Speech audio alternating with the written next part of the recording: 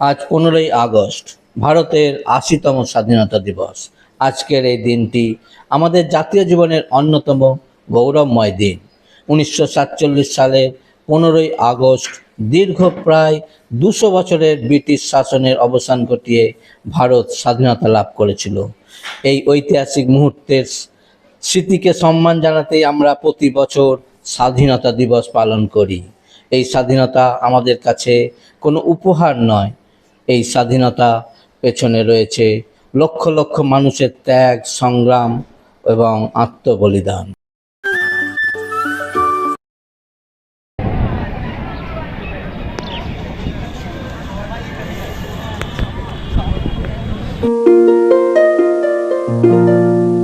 নেতাজি সুভাষচন্দ্র বসু, ভগৎ সিং, ক্ষুদিরাম বসু, চন্দ্রশেখর আজাদ, মাতঙ্গিনী হাজরা এবং অসংখ্য স্বাধীনতা সংগ্রামী তাদের জীবন উৎসর্গ করেছিলেন এই স্বাধীনতার জন্য। ১৭৫৭ খ্রিস্টাব্দের ২৩শে জুন পলাশির সেই রণপ্রান্তরে যে স্বাধীনতার সূর্য অস্তমিত হয়েছিল, তার প্রায় ১৯০ বছর পর ১৯৪৭ সালের 15ই আগস্ট ব্রিটিশ শাসনের অধীনতা থেকে মুক্ত হয়ে আবার ভারতের স্বাধীনতা সূর্য উদিত হয়। ১৮৫৫ খ্রিস্টাব্দে সংগঠিত হয় সাঁওতাল বিদ্রোহ। বিদ্রোহের নেতা সিধু ও কানু ইংরেজদের হাতে নির্মমভাবে নিহত হন।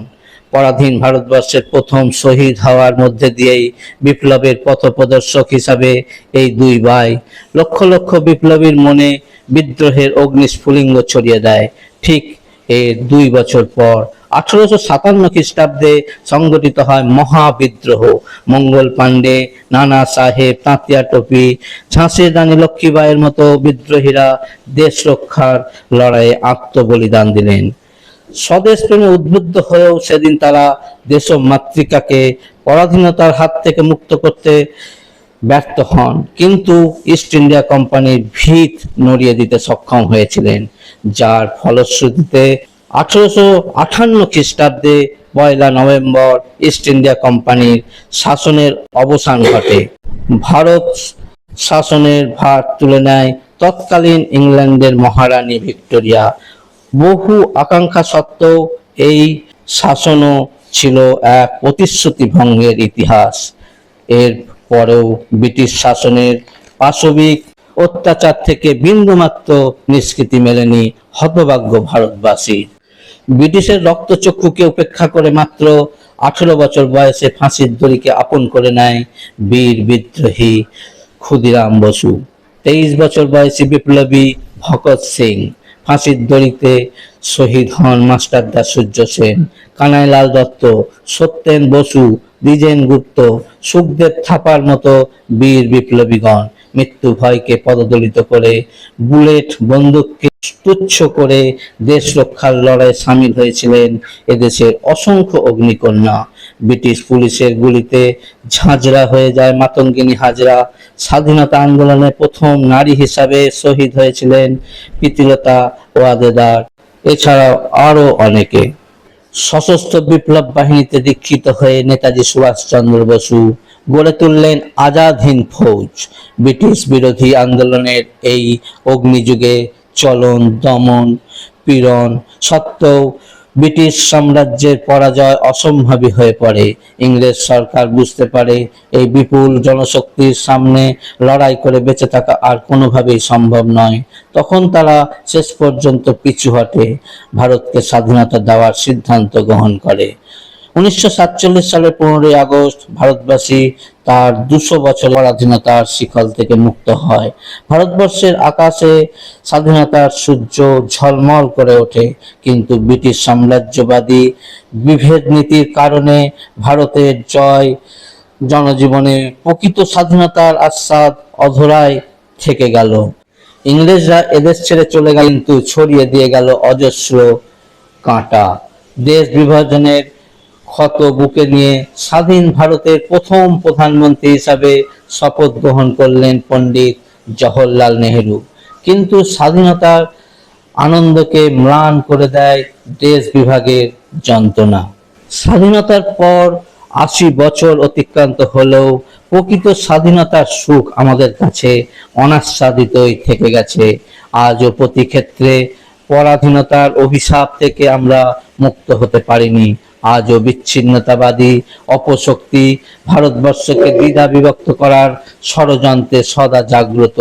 রাজনৈতিক কারবারিরা ধর্ম নিরপেক্ষতার আদর্শ ভুলে ব্যক্তি স্বার্থ ও ক্ষমতার ব্যবসায় মোহে প্রতিনিয়ত বিভাজনের বিষ বাষ্প ছড়িয়ে চলেছে। আমরা এই স্বাধীনতায় কি চেয়েছিলাম? আমরা সত্যিই কি স্বাধীন হতে পেরেছি? আমার প্রিয় দেশবাসীগণ, আমাদের মনে রাখতে হবে শুধুমাত্র একদিন পতাকা উত্তোলন কিংবা স্বাধীনতা উদযাপন করেই দেশের প্রতি দায়বদ্ধতা ফুরিয়ে যায় না। প্রতিক্ষণে প্রতি মুহূর্তে দেশের আদর্শের প্রতি হতে হবে শ্রদ্ধাশীল। মনে রাখতে হবে এই দেশ বিবেকানন্দের দেশ, এই দেশ নেতাজি সুভাষচন্দ্রের দেশ, রবীন্দ্রনাথ মহাত্মা গান্ধীর দেশ। আজকে পতাকার নিচে দাঁড়িয়ে আমাদের শপথ নিতে হবে এক উন্নততর দেশ গড়ার, যেখানে থাকবে না কোনো ধর্মান্ধতা, থাকবে না অশিক্ষার অন্ধকার, থাকবে না নারীর অসম্মান, বেকারত্ব, দুর্নীতি। তাই আসুন আমরা সবাই মিলে প্রতিজ্ঞাবদ্ধ হয়ে সুন্দর ভারতবর্ষ গড়ে তোলার স্বপ্নে ব্রতী হই। বন্দে মাতরম। জয় হিন্দ।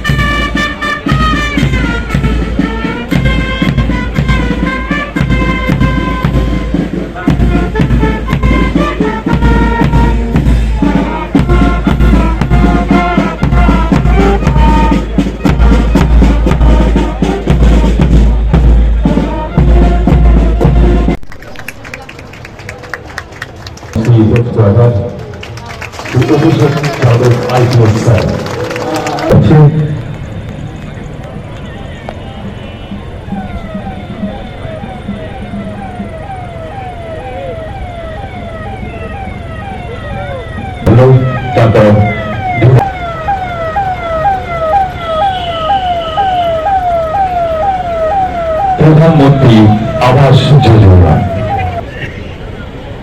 বাকি ক্যাবগুলো একটু দ্রুততার সাথে চলে আসুন। ইউনিট মুর্শিদাবাদ।